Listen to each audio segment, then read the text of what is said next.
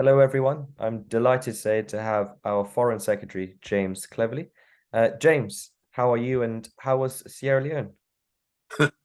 I'm great, thank you. And Sierra Leone was it was amazing. It was look, being foreign secretary is great all the time. You get to travel, you get to meet amazing people, you get to see the amazing work that we do and that we facilitate around the world. So that's always good, and I always enjoy that. I think going back to Sierra Leone, which is where my mother was always going to be a bit emotional. But the welcome that I received was it wasn't something that I think psychologically ready for. Um, the level of excitement, the level of welcome was something else. So it made what was always going to be a very interesting trip into something really quite extraordinary. So yeah, loved it, absolutely loved it. Had you been back to Sierra Leone previously, or was this the first time that you were going? So I used to go a lot when I was a kid.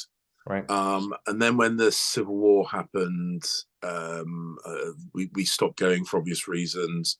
And then by the time that calmed down, I'd got my own family. I was working, so I think for a whole load of reasons, I hadn't gone back. And I think looking back, I think because Sierra Leone had gone through so many difficulties, whether it be the Civil War, then Ebola, I think I was scared, to be honest Mhm. with you, that the Sierra Leone that I'd grown up with as a child was gone, and I would have found. I think I was kind of avoiding it, if I'm honest, because I was scared that the Sierra Leone that I knew and loved was gone. But I went back in 2016, and actually, although there was a lot of damage done to Sierra Leone by the Civil War and by Ebola and by land slips and stuff. Actually, Sierra Leone was still a very vibrant, very exciting, very positive place, and that kind of that was a really positive experience actually. So this was my second time coming back really as an adult, and as I say, a unique set of circumstances when you travel as foreign secretary back to the country of your origin. And they made it very clear they felt it was someone coming home. They were very proud of me getting to the position I have done in the British political system as someone from Sierra Leone. Amazing. And I think that touches quite well into going into your background and how this was sort of your political journey Mm. from where you started to now obviously being our sort of foreign secretary. So if we could touch on how the sort of the politics journey began for yourself. Yeah, well, I think I'd always been interested in politics. I can't remember any point in my life where I wasn't fascinated by politics, and I think that I mean the seminal moment for me was that the winter of discontent. So that winter of 78 going into 79, and so I would have been nine, 10, something like that. Do the maths, nine, and everything was rubbish. I mean, literally, not just metaphorically, literally, there were piles of rubbish on street corners, public sector strikes. And so the 1979 election, and Margaret Thatcher really giving the country its self-confidence back, being very proactive on the world stage, bringing us back into close cooperation with the United States of America, being very robust over the defense of the Falklands. That just struck me as such a positive change from what I'd seen immediately prior, coming up through the mid to late 70s. And I think that really struck me. So I was always a conservative, as far as I can ever remember, being aligned to a political party, huge admirer of Margaret Thatcher. But I just got on, I got on with my life, got on with school. And it was only, I think it would have been around 99. So after the 97 election, Labour landslide, and I felt that I wanted to join the Conservative Party. I wanted to get a bit more active. So I joined in the late 90s and got got involved as an activist, delivering leaflets and campaigning during the 2001 general election, where again we didn't do very well. Then I put myself forward for local government candidacy in Lewisham, not successfully. Became the parliamentary candidate in the 2005 general election. Continued getting more and more involved, and finally got elected onto the London Assembly at the same time as Boris for Bexley and Bromley, again in southeast London in 2008. And so that was my first elected position. And then I suppose I've been quite lucky in that coincided with the point of the Conservatives being on the political up curve. So spent 8 years in the London Assembly with a 1 year crossover when I got elected to Parliament in the 2015 intake. And then, various ministerial roles, deputy chairman of the party, then Foreign Office, and promoted up within the Foreign Office with my short stint as Secretary of State for Education. God, when you say it like that, it sounds all very quick, but it was some tough times, particularly at the beginning. And as I say, I think my engagement coincided with the Conservatives becoming increasingly successful electorally as well. I think it's so good to hear about your journey from the start, those first, if you like, those tough years where things weren't going so well. What made you carry on? What made you, going back to the first election you lost and the not winning the next one after? What made you keep persevering and just keep going? I think, I felt the principles, the Conservative principles, were really, really important. And it's more than just seeing the Labour government getting stuff wrong. And it was getting stuff wrong. It was making some kind of awful decisions. And for me, I felt it quite strange that it wasn't being say punished at the ballot box is probably perhaps too strong a word, but it just seemed that despite the errors that the Labour government was making, and some really fundamental errors, obviously things like committing British troops to combat in Iraq, or what we now know basically to be a lie. That frustrated a lot of people. Of course, that frustrated me. It frustrated a lot of people. But other things, for example, this kind of the message that the Labour government pumped out, that basically, unless you were a graduate, unless you wore a suit to work, unless you worked behind a computer, your job really wasn't valuable, which injected some really, I think, corrosive attitudes into our education system and work system, which undervalued kind of skillfulness and some of those artisan trades on which all healthy societies rely. A whole load of things. They're full-throated assault on rural Britain, and this very, very distasteful attitude, I think, towards a lot of strong traditional British values and attributes. All those things I felt very frustrated by, and yet they were riding so high in the opinion polls. And rather than demotivate me, I think that motivated me even more. You've got to keep plugging away. You've got to keep going at it, because the things I thought the Conservatives hold dear to our hearts are really, really important. That self-reliance, that self of community, that pride in the nation, the pride in what we have done as a nation. And that doesn't mean being blind to our history or xenophobic or jingoistic, but you can be proud of yourself and your nation without being disparaging or racist towards others. And I just thought the Labour Party were getting those things all wrong. And that's, I think, what motivated me through what were demonstrably very, very difficult times. Do you think it is those core values, those core principles that kept you going in those those years where Labour were polling amazing, winning general elections? It almost seems to be. Do you think you had such a clear fundamental values and beliefs in what you believed in, and you really wanted to get that out there. And I also want to add in your army background. Do you think that also Yeah. helped you deal with those situations? Yeah, so I was in the reserve forces, and so I don't tend to be some heroic warrior with an amazing track record of military service, but one of the things that any kind of exposure to the armed forces gives you is that that I think that degree of self-reliance, that pride in your nation, a real understanding of how tradition and history and modernity and innovation go hand in hand.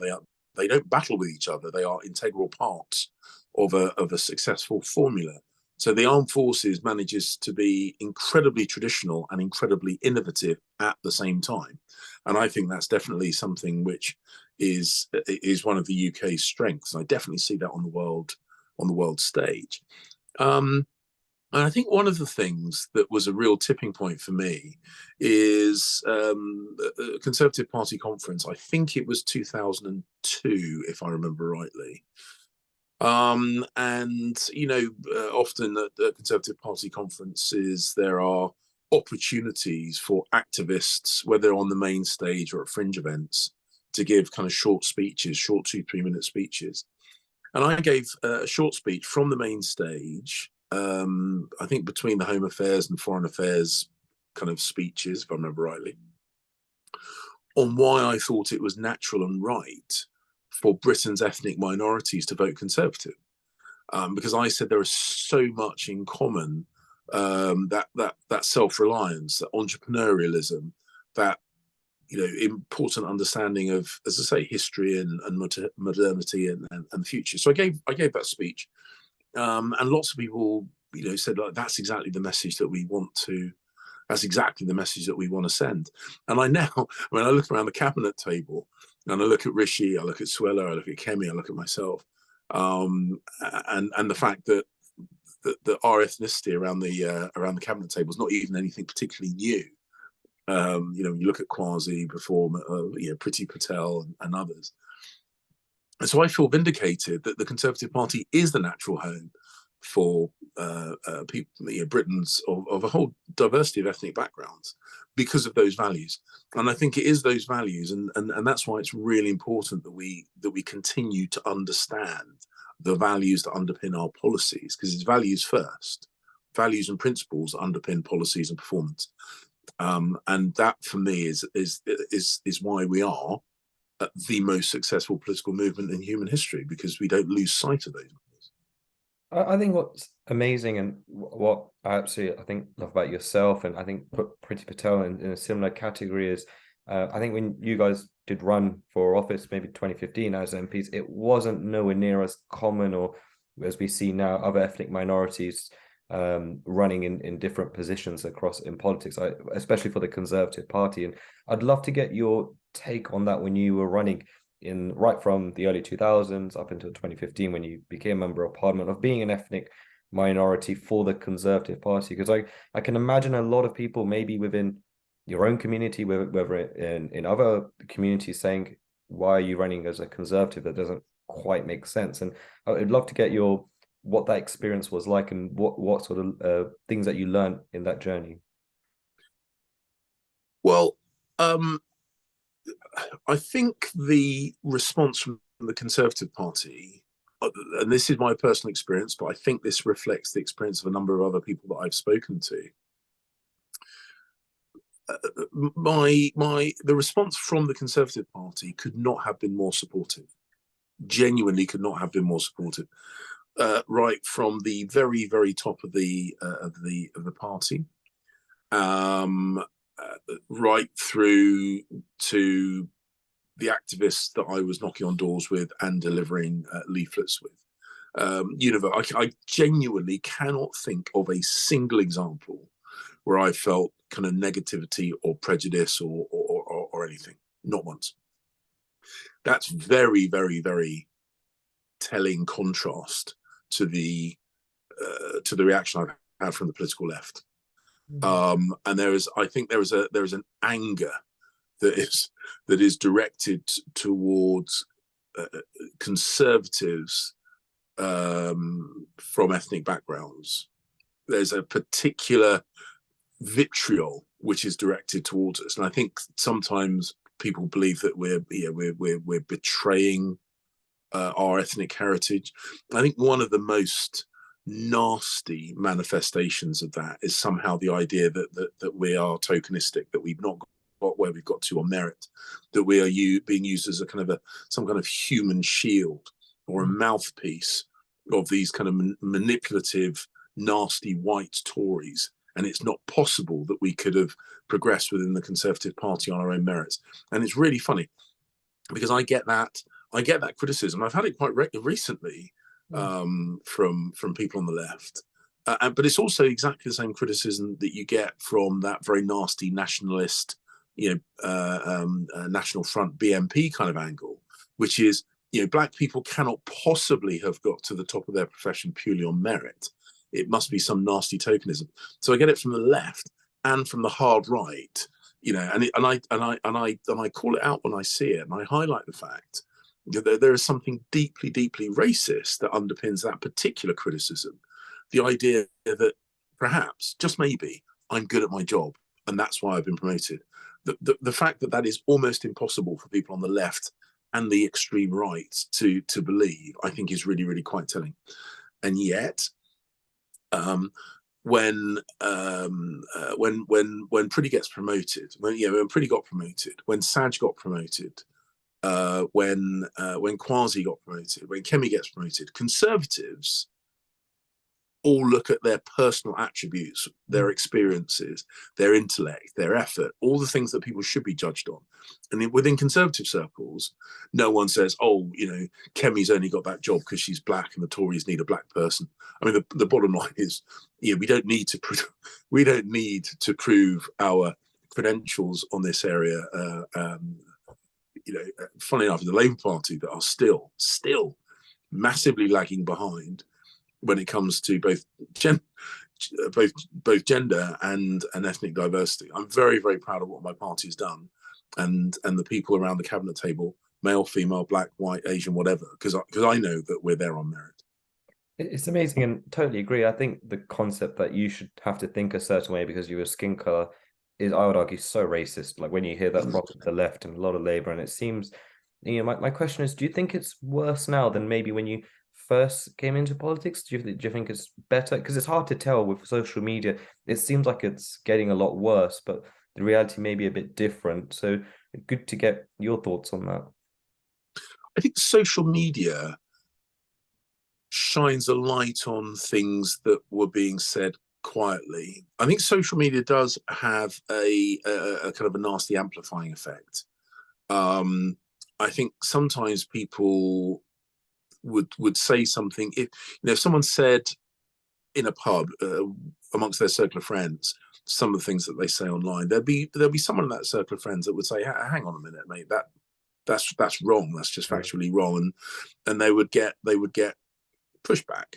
I think one of the problems, dangers with social media is very, very easy to get sucked into an echo chamber where you say something outrageous and lots of people rally around you to say, yeah, and if anyone criticizes you, it's because they're wrong rather than you. So I do think it can have a negative amplifying effect, which means that it can make some very, very minority views sound as if they're quite mainstream views when they're not.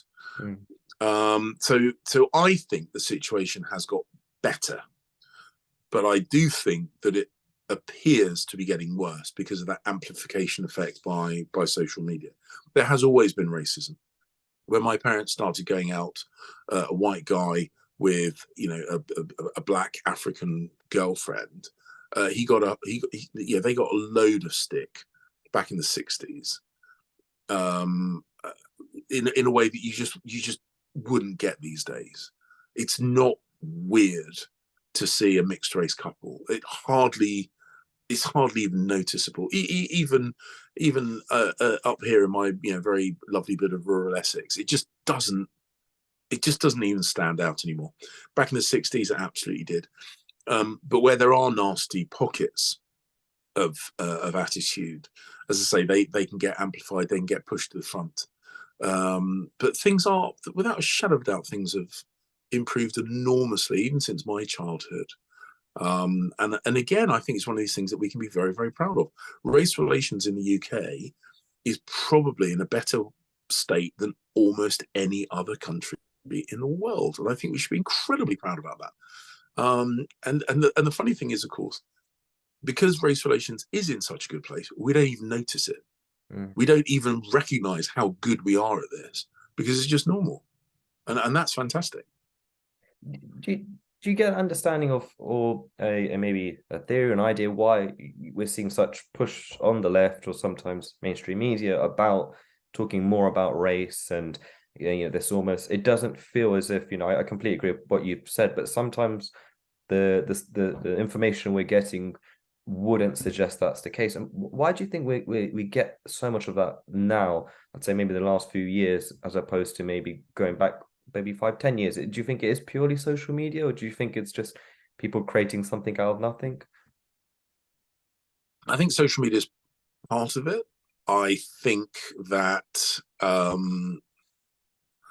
I think the international nature of media now means that some of the problems in other parts of the world, I mean, the US still has real challenges when it comes to race relations, and of course, in the US, the Black history in the US is in a very very different place to Black history here in the UK, for obvious reasons, and that era of slavery casts a very very long shadow.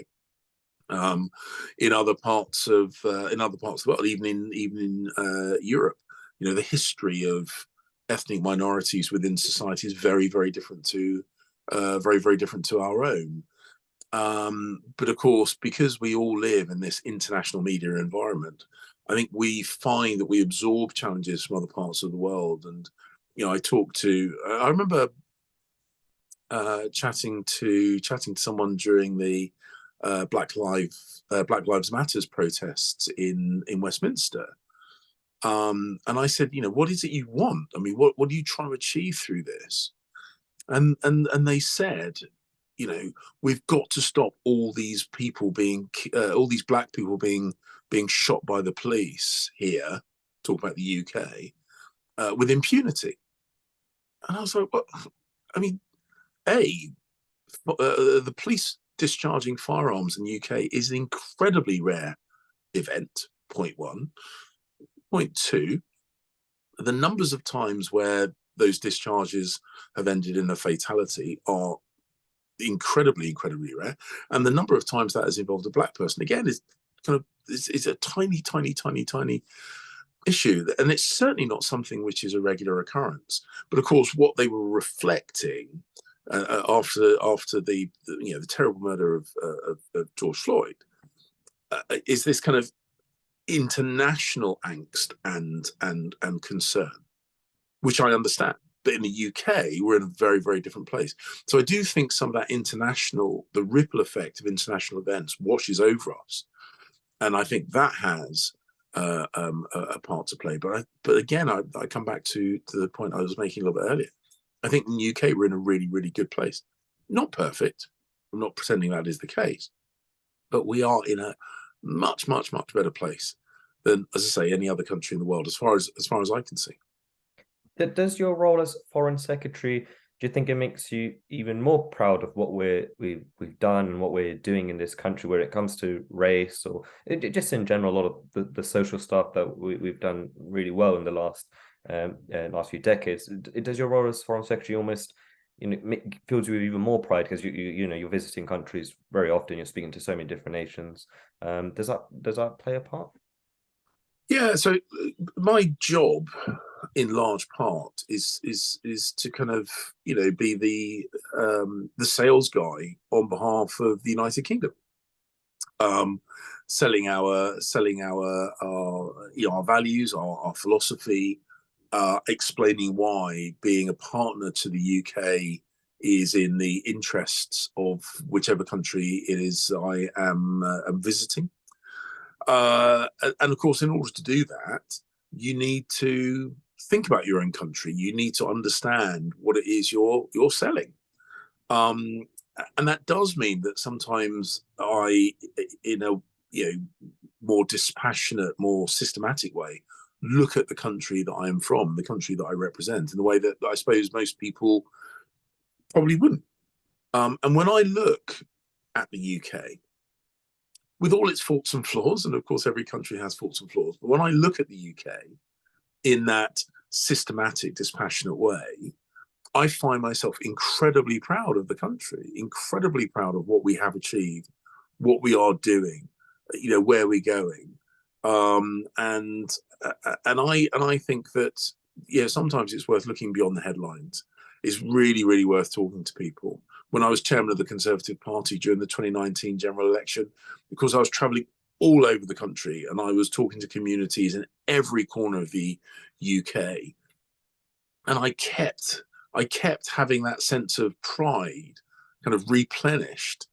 And as I say, I think that helps when I'm going around the world, inviting other countries to look at us and pointing at what we've achieved and the positive differences that we've made, both historically and in the here and now.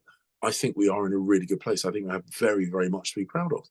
And there's nothing wrong with being proud of the country. I think this is one of the ironies of the left. They seem to feel that there's something inherently wrong with being proud of your own country, and I just don't get that. I can't understand that thinking.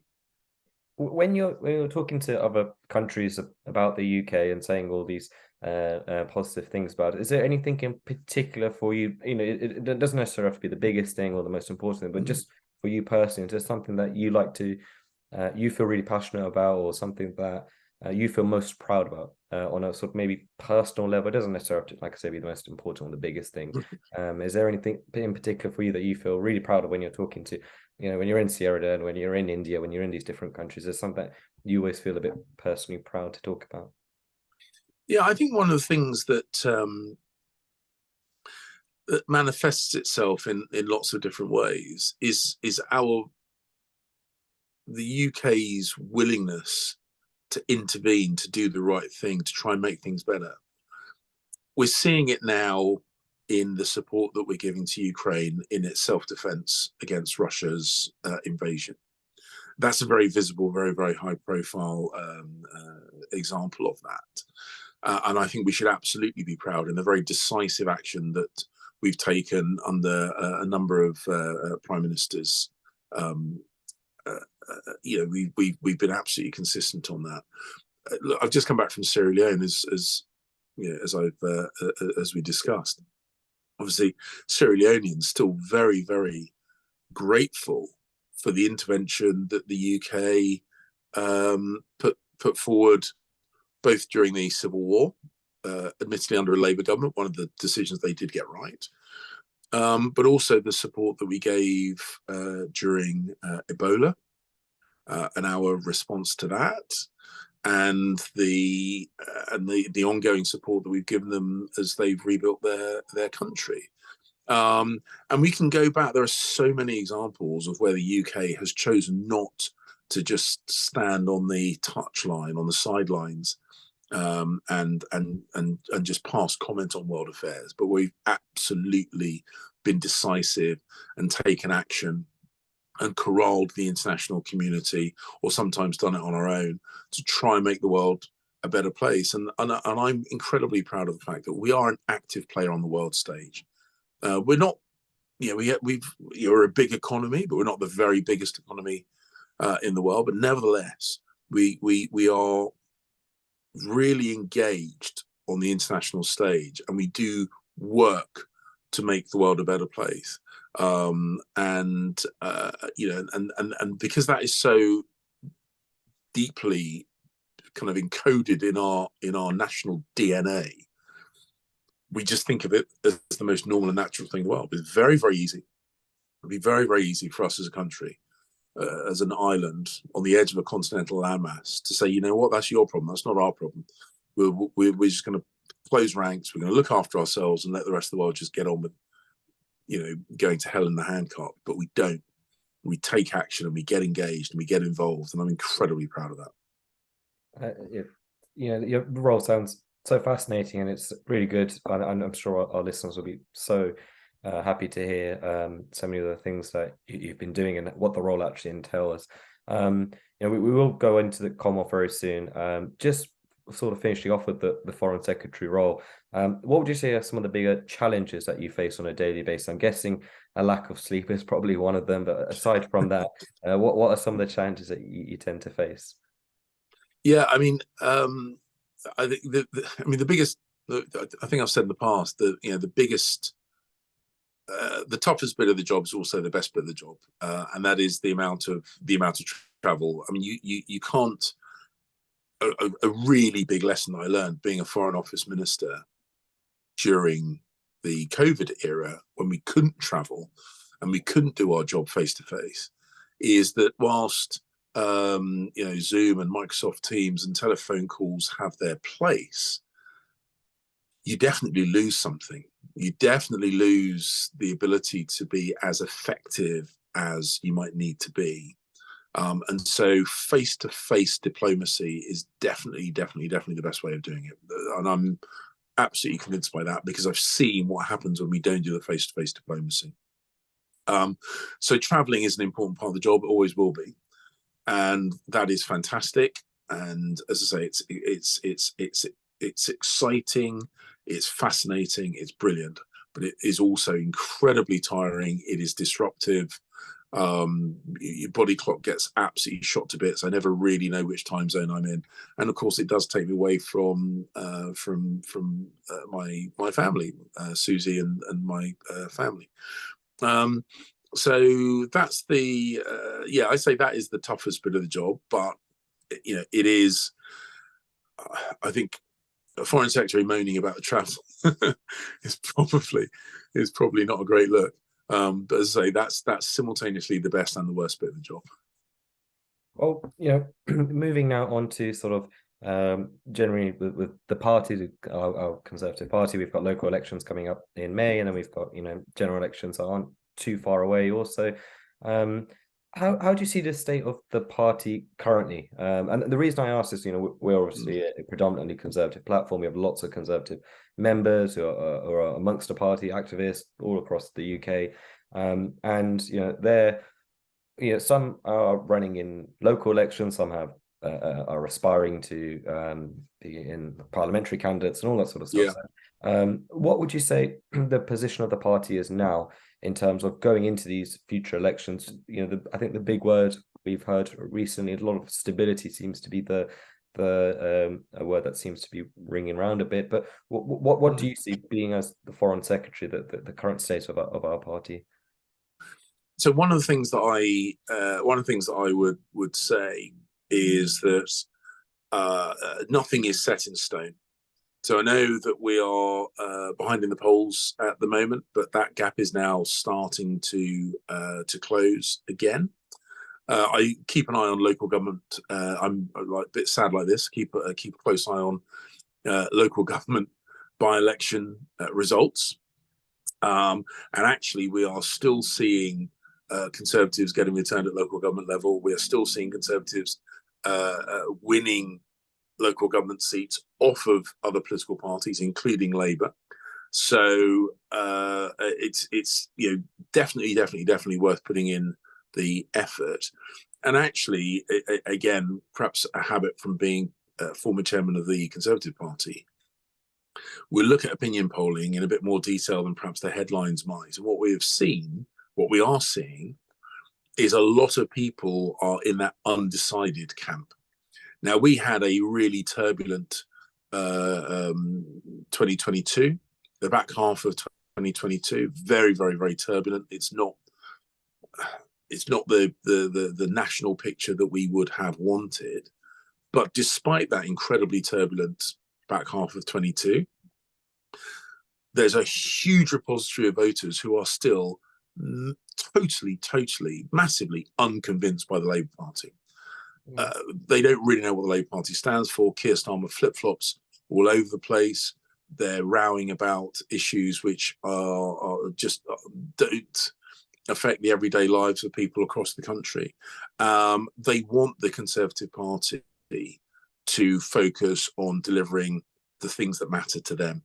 And the Prime Minister is absolutely right to focus on bringing those interest rates down, to get the economy growing, to cut how much borrowing we need, to reduce waiting lists in the NHS, and obviously to stop the illicit migration in small boats across the Channel. These are the things that we are focused on, and these are the things where we have answers to those challenges.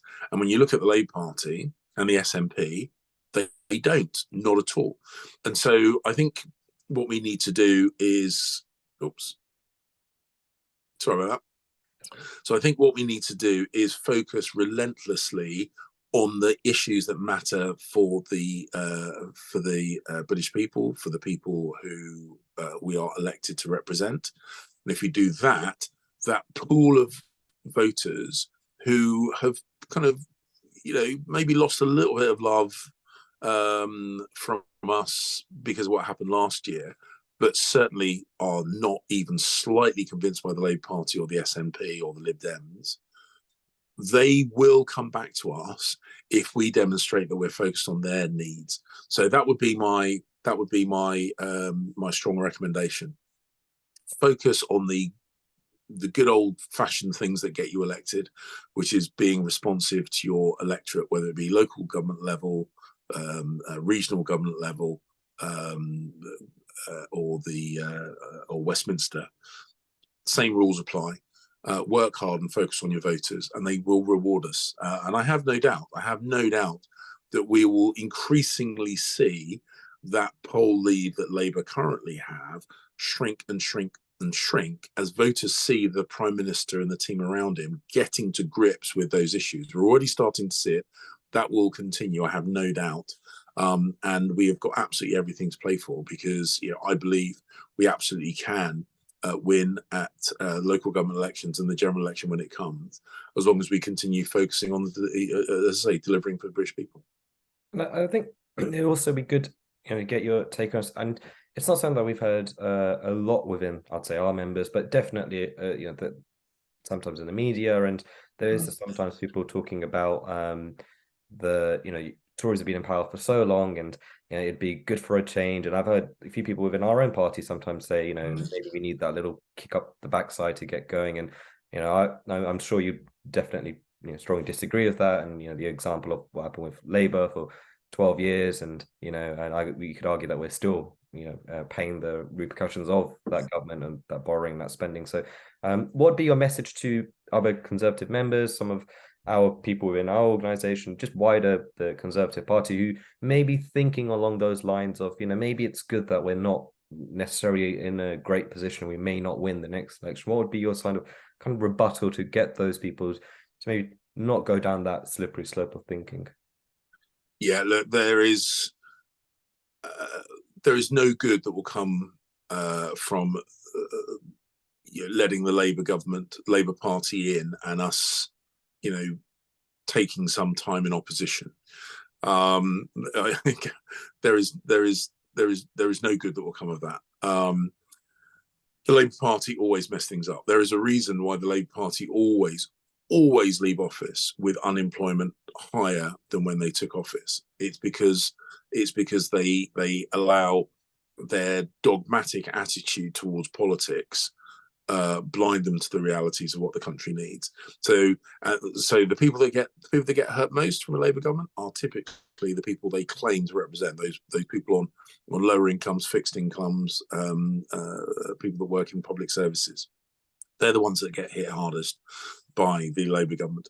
And also, we've already seen now that the Labour Party realise that in the system where there is really close accountability of political performance and the way votes are cast in our first past the post system, they know that favours us, because because voters can really, really see when a government performs well and when a government performs badly. So they will distort the electoral system in order to try and make sure that they stay in power. They will inevitably need to go into coalition with the SNP, which almost certainly means that they'll do some kind of deal, which will inevitably mean that the union of Scotland and the rest of the United Kingdom will be put at risk, potentially broken forever. They will definitely try and push through votes at 16 because they think it's in their electronic benefit, putting us at odds with most of the rest of the world who understand that 16-year-olds, according to the UN definition of the UN definition on rights of a child, 16-year-olds are children. They will do all these things to try and distort the electoral landscape to their own benefit. And so we shouldn't budget that if we lose power, it will be for one term only until the electors come back to their senses. We need to earn their votes. We need to earn their votes now. I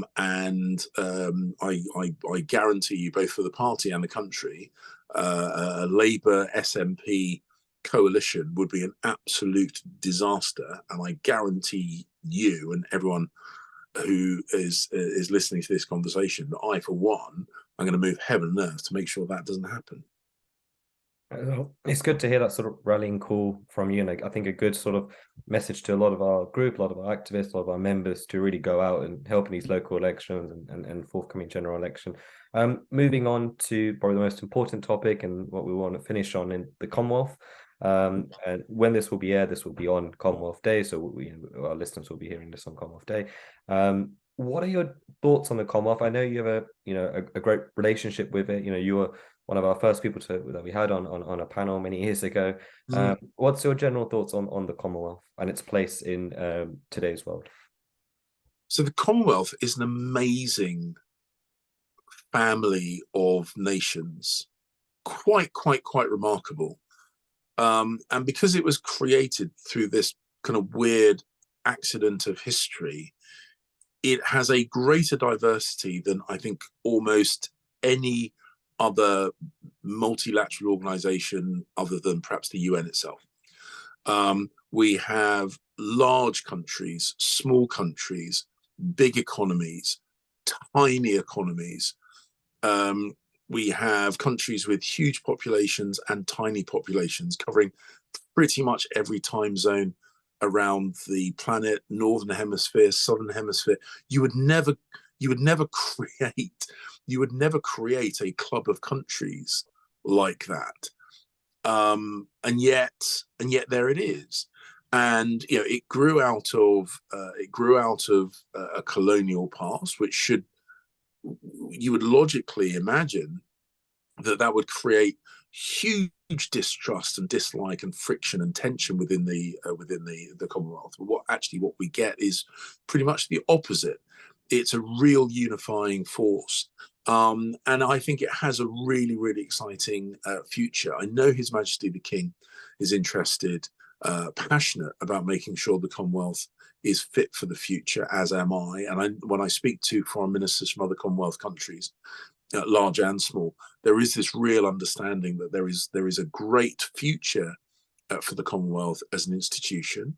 I think because so many members of the Commonwealth are smaller economies, island nations, developing nations, there is definitely work that we can do collectively on the issue of climate change and climate change mitigation and climate change prevention to make sure those natural habitats that so many members of the Commonwealth rely upon are protected.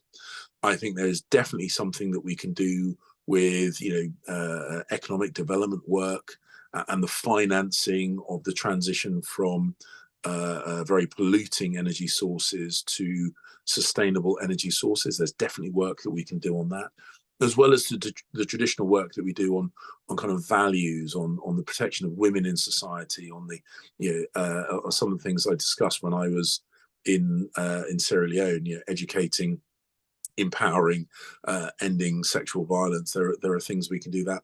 So there is definitely lots that we can work on. And this unique blend of countries, as I say, this weird, crazy combination of nations is one of our real strengths. It makes us unique as a family in the global context, and we should take advantage of that. I want to finish with, how's your role as sort of foreign secretary when you're communicating to these Commonwealth countries? You know, is the Commonwealth often mentioned when you're speaking to, if you like, Commonwealth countries? Do they reference it? And you know, what do you see the general future of the Commonwealth looking like? You know, I would argue, you know, Her Majesty Queen, one of her greatest legacies is the Commonwealth. You know, she came in those 8 countries. By the time she passed away, it was 56. So you know, she did an incredible job in maintaining all those countries. What's your thoughts on the future of the Commonwealth? And when you're talking to Commonwealth countries currently, do they bring the Commonwealth up? And do they, if so, is it in a positive manner, a negative manner? And how do they tend to talk about it? Yeah, so this is, and you make the point, this is a remarkable piece of work that Her late Majesty did. Created this family, this unique group, voluntary group of countries, and it does come up. I was recently back from the G20, and of course, a significant number of the member states of the G20 are Commonwealth countries, and we find ourselves, chatting together almost organically. I think in large part because we share this membership of the Commonwealth, and I do think that we recognise that there is a really useful future, a mutually beneficial future for Commonwealth member states, using the Commonwealth, using that voluntary club of friends to work together. So I'm very conscious of the British Foreign Secretary. I am just one of the foreign ministers representing Commonwealth countries, and we're in the UK we're very conscious that we're not establishing a hierarchy, that we're working with a partnership of equals to try and drive some shared agenda which will benefit all of us, but particularly benefit, as I say, some of the smaller, less wealthy member states of the Commonwealth. So it does come up. It is a positive. The fact that a number of countries that were never members of the British Empire have joined and are seeking to join, I think is a really good demonstration that the Commonwealth has an exciting future, has a useful future, and has a future that is really meaningful to the countries that are part of it. Oh, I think that's a great place to end it on. Well, thank you for your time, James. It's been fantastic speaking to you, and hopefully we'll see you soon. Thank you very much. All the best. Happy Commonwealth Day to everybody. Thank you for taking the time to talk to me, and I hope that what I've been chatting about is of interest. But catch up with you soon. It will be. Thank you.